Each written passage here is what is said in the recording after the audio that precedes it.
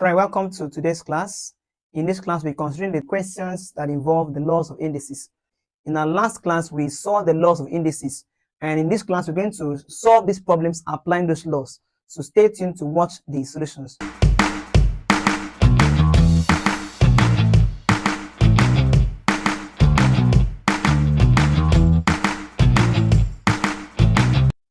And the first question is 4 to the power of 1 over 8 times 4 to the power of 3 over 8.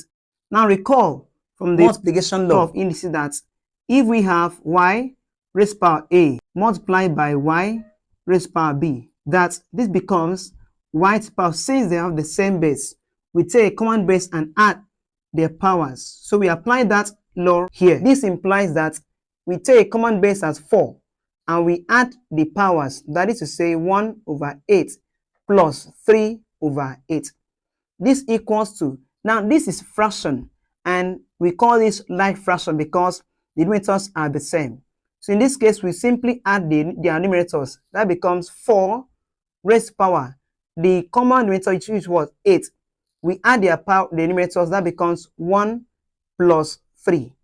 So this equals to 1 plus 3 is 4. So we have 4 raised to power 4 over 8. And if we divide this out, 4 here, 1. 4 in 8 is 2.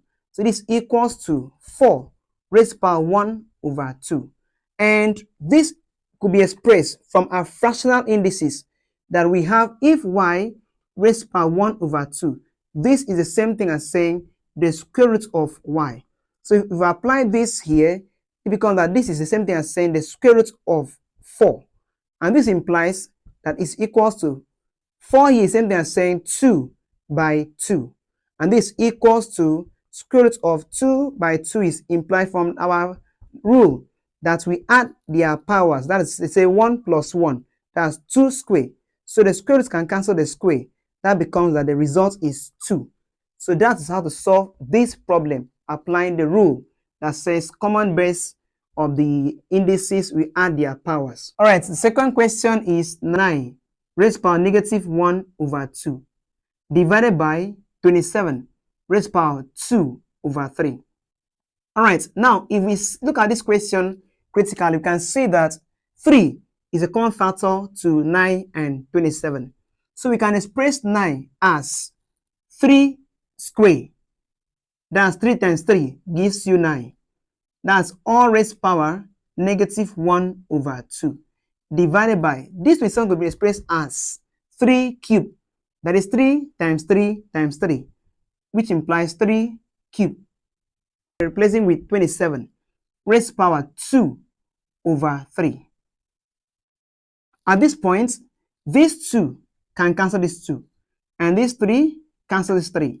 So you are left with the result as 3 raised to power negative 1 divided by 3 to the power of 2.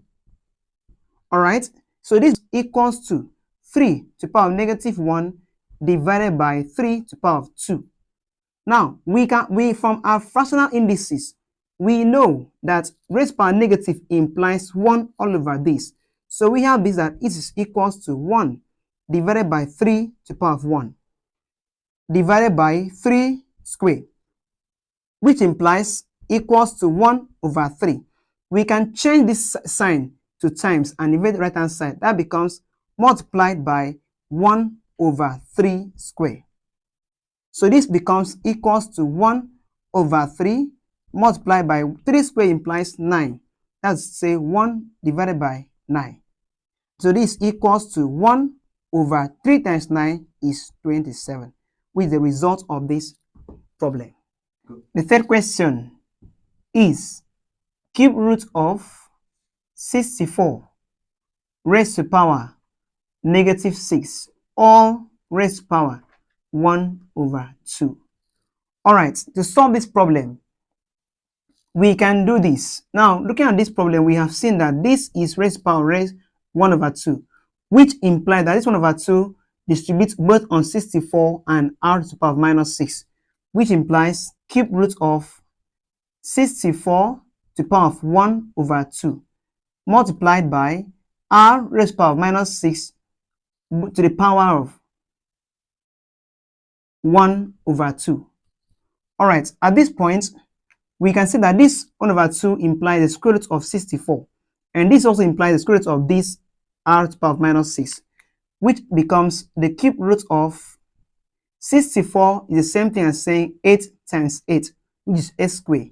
So we have 8 squared into 1 over 2 multiplied by r to the power of minus 6 all raised to power 1 over 2. All right, at this point, we can see that this square can cancel this 2, and 2 here is 3, while 2 here is 1. So we have equals to cube root of 8 to the power of 1, that's 8, multiplied by r to the power of negative 3, that's r to the power of negative 3. At this point, we have this, that this cube root applies on 8 and also on the r to the power of minus 3. That becomes cube root of 8 multiplied by cube root of r to the power of minus 3. So we have that this cancels this, and we have that this equals to, it's the same thing as saying 2 to the power of 3. That's 2 times 2 times 2 gives 8. Times this is the same thing as saying r to the power of negative 1. Becomes this cube to cancel the cube equals to 2 multiplied by r to the power of negative 1 implies 1 all over r. This equals to 2 times 1, 2 divided by r. So that's the solution to this problem.